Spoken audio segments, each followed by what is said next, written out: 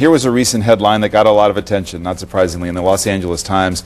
Clinton seems overshadowed by her boss, some analysts say. You responded with a pretty sharp retort saying, I broke my elbow, not my larynx. That's right. But seriously, has at times this been a struggle? Not at all. I mean, maybe because I understand the functioning of the United States government. The president is the president, and the president is responsible for setting policy. Now, we have a great relationship. I see him usually several times a week, at least once, one-on-one, and I'm ready to offer my advice. We have an incredibly candid and open exchange.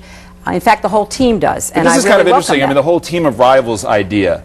Do you have a close working relationship? Are you the voice on foreign policy, the advisor in his ear on foreign policy? Well, I am the chief advisor on foreign policy, but the president makes the decisions. You know, I have a picture of former Secretary of State Seward in my office.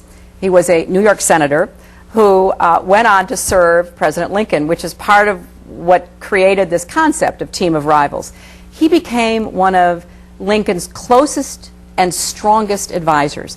Why? Because he understood, as I do, that the election is over. The president has to lead our country both internationally and domestically. I saw this when my husband was president. At the end of the day, it is the president who has to set and articulate policy. I'm privileged to be in a position where I am the chief advisor, I'm the chief diplomat, I'm the chief executor of the policy that the president pursues. But I know very well that a team that works together is going to do a better job for America. And one thing I would add is, you know, I've read a lot of diplomatic history, and I know that very often there become sort of warring camps. You know, it's the Defense Department versus the State Department, or the National Security Council versus the State Department. And in fact, we've had administrations where there was just open warfare. You don't see any of that in this administration. And in fact, I've had some of my predecessors say with some amount of surprise, this administration has no light between it. Well, to that point, what has President Obama proved to you as president that you didn't believe about him as a candidate? Well, I always had a very high respect for him as a colleague. We served in the Senate together. Now, during a campaign, you're going to magnify differences. You're trying to convince people to vote for you and vote against the other candidate. So I always had a very healthy respect for his intelligence, for his worldview, for his understanding of the complexity that we face in the 21st century.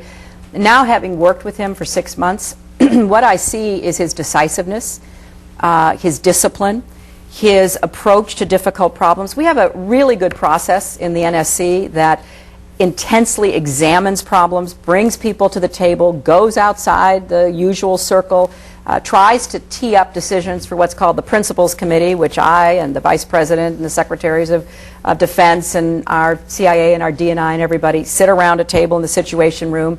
We take the work that comes from the Deputies Committee that's gone through this very rigorous process, and we hash it out, and we do not always agree, and we take positions. Right.